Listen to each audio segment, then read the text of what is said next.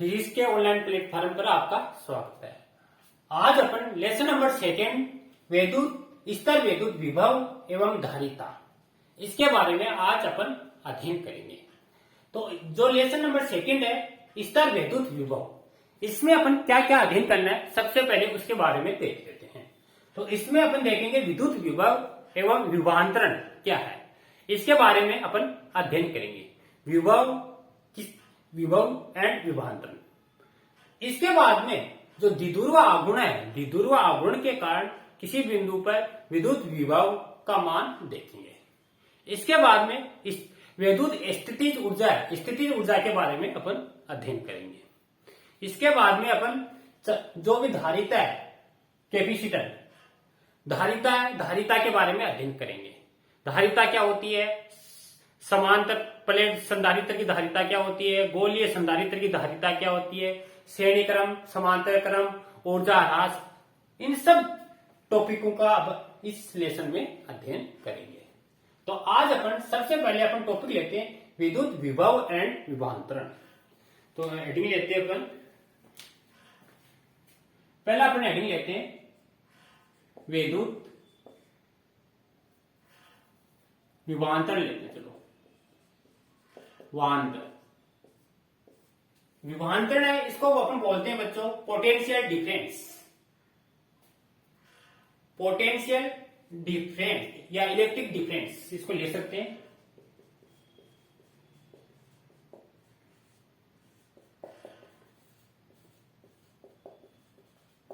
Electric difference जैसे नाम से स्पष्ट हो रहा है, विभव अंतर, अर्थात दो बिंदु हैं।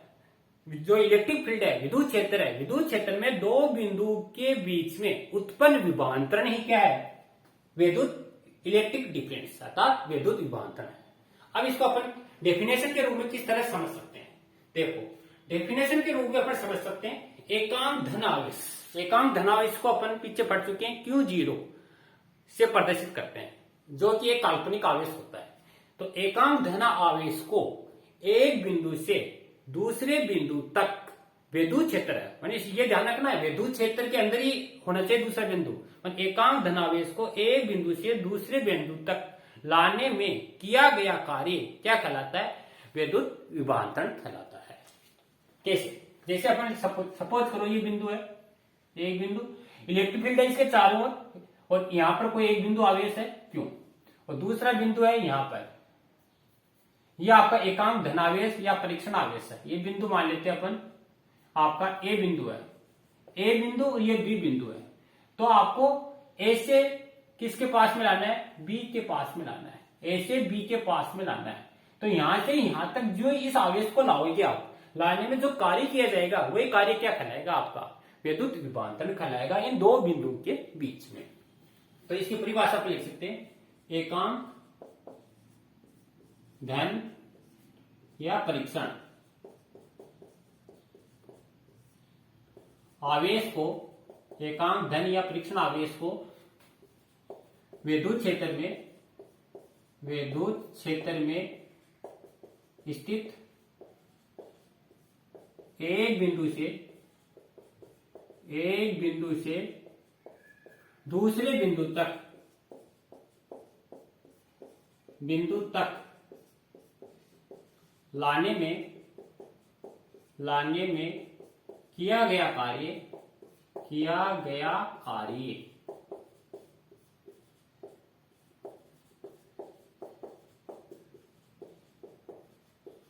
विभवांतरण कहलाता है। आया बच्चों समझ में आपके, यानी एकांक धनावेश को एक बिंदु से दूसरे बिंदु तक लाना है, जो ही आप लाओगे तो लाने में कार्य करना पड़ेगा, वही कार्य क्या कहलाता है, विभवांतरण कहलाता है। तो अब जैसे यदि Q0 आवेश को ए से बी तक लाने में किया गया कार्य WAB है तो विभवांतरण, देखो क्या होगा, मानी यहां से यहां तक लाने में किया गया कार्य WAB है तो विभवांतरण क्या होगा, अभी अपने देखा है विभवांतरण V A से B तक, वी ए बी को अपन क्या लिख सकते हैं, वी बी माइनस में वी ए, मान बी से ए के बीच में, तो V B minus V A बराबर डब्ल्यू ए से बी अपोन में क्यू नॉट। ये इसका फॉर्मूला है। एकांक धनावेश को एक बिंदु से दूसरे बिंदु तक लाने में किया गया कार्य क्या कहलाता है, विभवांतर कहलाता है। मात्रक देखिए इसका बच्चों, मात्रक देखो कार्य को किस में मापते हैं, जूल में, आवेश को कूलाम में। तो मात्रक क्या हो गया बच्चों, जूल प्रति कूलाम, या अंग्रेजी में इसे लिख सकते हैं जूल प्रति कूलाम। इसका एक ऐसा ही मात्रक है, ये मोस्ट एग्जाम में आता है। ऐसा ही मात्रक क्या है, जूल प्रति कूलाम को अपन बोलते हैं वोल्ट। तो ये आपको याद रखना है, जूल प्रति कूलाम या वोल्ट। विभवांतर मापने के लिए कौन सा उपकरण काम में लेते हैं, तो वोल्ट मीटर। यानी विभवांतर मापने के लिए जो उपकरण काम में लेते हैं वो होता है वोल्ट मीटर। ये भी आपको याद रखना है। राशि कैसी है, इसमें कोई डायरेक्शन नहीं होती है, तो राशि कैसी है, एक अदिश राशि है, इसमें कोई दिशा नहीं होती, इसलिए अदिश हो गई। विमा देखो बच्चों, ये एग्जाम में आपसे पूछी जाती है, राशि कैसी है। विमा देखो, कार्य आप जानते हो, बल गुणा विस्थापन, इसका होता है m1 L2 टी की पावर -2। आवेश है, आवेश का पीछे फट चुके हैं। धारा, आवेश के प्रवाह के तल को धारा कहते हैं। I बराबर Q अपॉन टी, Q बराबर IT, तो इसका आया था T1 A1। नीचे जो ऊपर जाएगी तो इसका होगा M1 L2। अब T1 है, ऊपर जाएगी तो T की पावर -3 और A की पावर -1। ये बच्चों आपकी इसकी विमा होगी। ठीक है, ये अपना इसका अध्ययन किया। इसके बाद में दूसरा टॉपिक आता है विभव, विद्युत विभव। विद्युत विभव को बोलते हैं electric potential, ENTIAL, electric potential. अब देखो विभव क्या होता है। विभव देखो बच्चों क्या होता है, विभव होता है जब आप वो एकांक धनावेश को, इसमें क्या किया, एक बिंदु से दूसरे बिंदु ला रहे थे। पोटेंशियल में क्या होता है, जब ये बिंदु है, ये बिंदु अनंत पर होता है। इसमें क्या होता है कि ये जो आप धनावेश या एकांक धनावेश को लाते हो, ये कहां पर होता है, अनंत पर होता है। और ये विद्युत क्षेत्र में आपका दूसरा बिंदु बी है, यहां तक आपको इसको लाना है।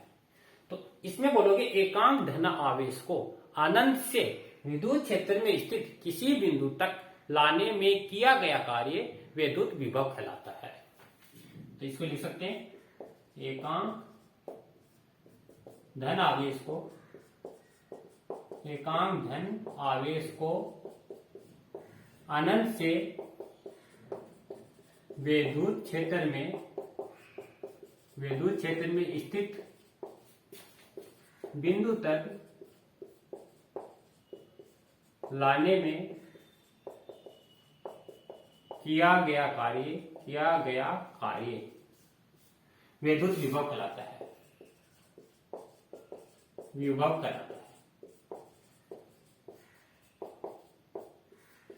समझ गए बच्चों कैसे।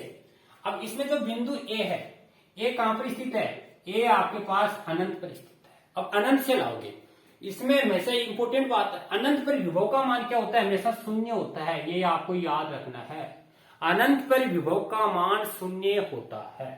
तो इसी फॉर्मूले में देखो, इसको अपन यूज करते हैं, वी बी माइनस, अब एक ही जगह आप लिखोगे अनंत, वी अनंत, डब्ल्यू एक ही जगह अनंत से बी तक ला रहे हो, अपोन में क्यू नोट।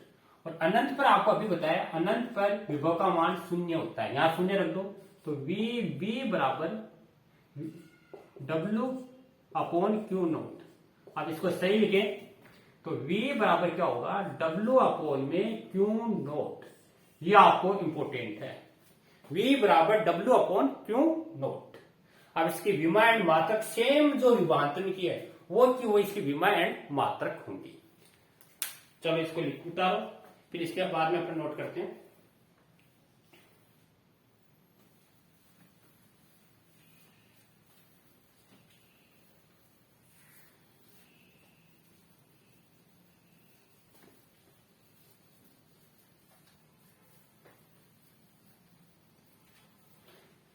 तो अपना टॉपिक चल रहा है विभव चल रहा है, तो अपने पास फॉर्मूला क्या है, V बराबर W अपॉन में क्यों, ये अपने पास फॉर्मूला है बच्चों। अब इसका मात्रक देखें, इसका मात्रक भी जो विभाजन का है वो इसका मात्रक होगा। मात्रक क्या होगा, जूल प्रति कूलाम, और जूल प्रति कूलाम को क्या बोलते हैं, वोल्ट, वोल्ट वोल्ट। ठीक है, विमा भी वही होगी जो अभी आपने देखी है। विमा क्या हो, M1 L2 T की पावर -3 और A की पावर -1। राशि क्या थी, अदिश थी, तो ये भी राशि क्या है, अदिश। इसमें भी कोई डायरेक्शन नहीं होती है, तो ये यहां तक आप नोट करना। अब आपको बच्चों इसमें कुछ इंपॉर्टेंट बातें, कई बार एग्जाम में आपसे 1 वोल्ट की परिभाषा पूछ लेता है। 1 वोल्ट की परिभाषा क्या है, तो देखो 1 वोल्ट, 1 वोल्ट इंपोर्टेंट है, कई बार पूछ लेता आपसे। 1 वोल्ट की परिभाषा कैसे निकालोगे, देखो अगर एकांक जो धनावेश है, 1 वोल्ट की परिभाषा इसी फॉर्मूले से निकलेगी, V बराबर W अपॉन क्यू नोट। यदि क्यू नोट बराबर क्या है, 1 कूलाम, अगर आवेश का मान 1 कूलाम है और कार्य कितना है, W बराबर 1 जूल है, तो V बराबर क्या होगा, 1 वोल्ट होगा। क्या लिखोगे आप, यदि, इसी को देख देख लिखना है, यदि 1 कूलाम आवेश को, 1 कूलाम आवेश को विद्युत क्षेत्र में, विद्युत क्षेत्र में एक बिंदु से, विद्युत क्षेत्र में अनंत से, अनंत से लाने पर किया गया कार्य,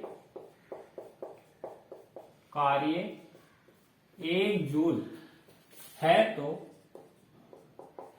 तो विभव 1 वोल्ट कहलाता है। तो रटना नहीं, आपको यहीं से निकालना है। यदि 1 कूलाम आवेश को विद्युत क्षेत्र में अनंत से लाने पर किया गया कार्य 1 जूल है, तो विभव क्या होगा, 1 वोल्ट कहलाता है। ठीक है, अब इसके बाद में एक छोटा सा नोट है, ये आपको इंपोर्टेंट है, याद रखना है। नोट क्या है, पहला तो नोट ये है कि अनंत पर विभव का मान 0 होता है। अनंत पर विभव का मान 0 होता है। तो पहली बात तो ये जान लीजिए आपको, यानी V अनंत बराबर 0। दूसरी बात आपको देखो क्या याद रखनी है, दूसरी है आवेश का प्रवाह। हमेशा याद रखना, आवेश का प्रवाह हमेशा उच्च विभव क्षेत्र से निम्न विभव क्षेत्र की ओर होता है। दूसरी बात है आवेश का प्रवाह,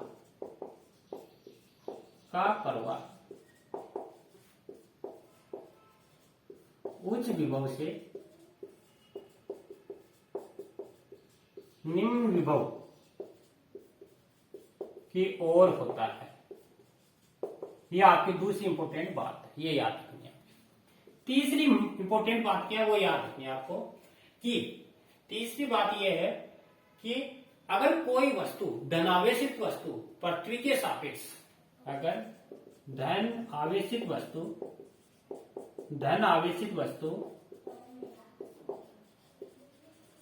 पृथ्वी के सापेक्ष उच्च विभव पर है, तो धन आवेशित वस्तु पृथ्वी के सापेक्ष उच्च विभव पर है, धन आवेशित वस्तु पृथ्वी के सापेक्ष उच्च विभव पर, वह ऋण आवेशित वस्तु पृथ्वी के सापेक्ष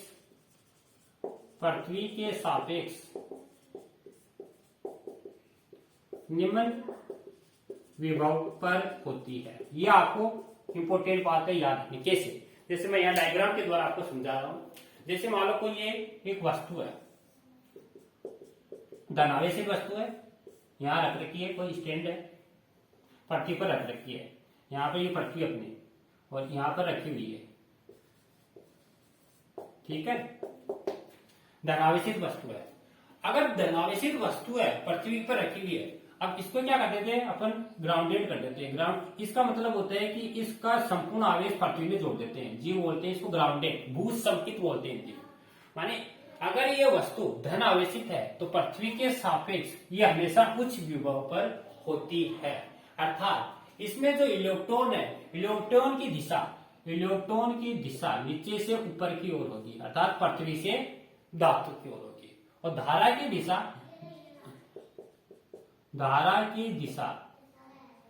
धारा होगी आपका ऊपर से नीचे की, अर्थात पृथ्वी की ओर जाएगी। इलेक्ट्रॉन पृथ्वी से वस्तु की ओर और धारा उल्टी, जस्ट उल्टा है दूसरा। अगर ऋणावेशित वस्तु है तो देखो ये आपका ग्राउंडेड है, पृथ्वी है, तो इसमें इलेक्ट्रॉन है, ऋणावेशित वस्तु से पृथ्वी की ओर जाएंगे, और जो धारा है, धारा पृथ्वी से आपका ऋणावेशित वस्तु की ओर जाएगी। तो ये आपको इसमें ध्यान रखना है। माने धनावेशित वस्तु है तो धनावेशित को भी, अगर चालक वस्तु है तो हमेशा आपकी जो धारा है, धारा कहां जाएगी, धारा जाएगी आपकी पृथ्वी के अंदर, क्योंकि और इलेक्ट्रॉन जाएंगे पृथ्वी से वस्तु की ओर। तो इसी का बेस्ट एग्जाम्पल है, जब आप कहीं घूमने जाते हैं और अपनी गाड़ी के अंदर बैठे रहते हैं, तो अचानक क्या होती है, जब बादल गरजते हैं, बारिश होती है, तो जब बिजली गिरने वाली होती है, तो इसमें क्वेश्चन पूछा जाता है, जब अपन कहीं घूमने जाते हैं और बिजली गिरने वाली होती है और अपने गाड़ी के अंदर हैं, तो क्या अपन को गाड़ी से बाहर निकलना चाहिए या गाड़ी के अंदर बैठे रहना चाहिए? तो इसका आंसर आपको बताना है, जब भी बिजली गिरने वाली हो तो अपन को गाड़ी के अंदर ही बैठे रहना चाहिए। अब क्यों बैठे रहना चाहिए, इसका रीजन ये है, क्योंकि गाड़ी क्या होती है, धातु होती है, एक चालक होती है। अब चालक है तो उस पर चार्ज होता है, धनावेशित आवेश होता है। अब जो ही बिजली गिरने वाली होती है तो बिजली क्या होती है, उस धातु की सतह से होती हुई पृथ्वी के अंदर चली जाती है, पृथ्वी की सतह से होती हुई अंदर चली जाती है, अर्थात धारा सारी पृथ्वी के अंदर चली जाती है। और अपन अंदर बैठे रहते हैं तो वो क्या रहते हैं, अपन सुरक्षित बैठे रहते हैं। तो ये इसका एक एग्जाम्पल है। और अपन देख सकते हैं, जैसे जनरेटर होता है, जनरेटर को एक बहुत बड़ा धातु का खोल होता है, उस धातु के खोल के अंदर जनरेटर को रखा जाता है। मान ऊपर एक पूरा लोहे का एक खोल होता है और उसके अंदर क्या होता है, जनरेटर रखा हुआ होता है। अब उसको अंदर क्यों रखते हैं, क्योंकि जब भी कभी बिजली गिरती है तो उसे क्षतिग्रस्त होने से बचाने के लिए अपन क्या करते हैं, उस धातु के खोल के अंदर रख देते हैं। क्योंकि जो बिजली गिरेगी तो वो धातु के खोल से होती हुई पृथ्वी के अंदर चली जाएगी और अंदर जो जनरेटर है वह सुरक्षित रह जाएगा। और भी अपने एग्जाम्पल देखते हैं, जैसे बड़ी बड़ी इमारतें होती हैं, उन इमारतों के ऊपर एक तड़िक यंत्र लगाते हैं। इस तरह का एक तड़िक यंत्र होता है और इस तड़िक यंत्र का अपन संबंध पृथ्वी से कर देते हैं। अब क्या होता है कि जब भी बिजली गिरने वाली होती है तो बिजली क्या होती है, अपने जो भी इमारत है, इमारत पर न गिर के उस तड़िक यंत्र पर गिरती है। ये क्या होता है, धातु का होता है। अब जो ही इसमें बिजली गिरी, बिजली इससे होती हुई पूरी संपूर्ण क्या पृथ्वी के अंदर चली जाएगी और अपने जो ये इमारत है वह हमेशा क्या रह जाएगी, सुरक्षित रह जाएगी। तो ये अपने इसके एग्जाम्पल देखे हैं। इसके बाद में इसका पहला टॉपिक अपन देखते हैं, बिंदु आवेश के कारण विद्युत विभव। तो यहां तक नोट करना, फिर आगे लेते हैं अपन बिंदु आवेश के कारण विद्युत विभव।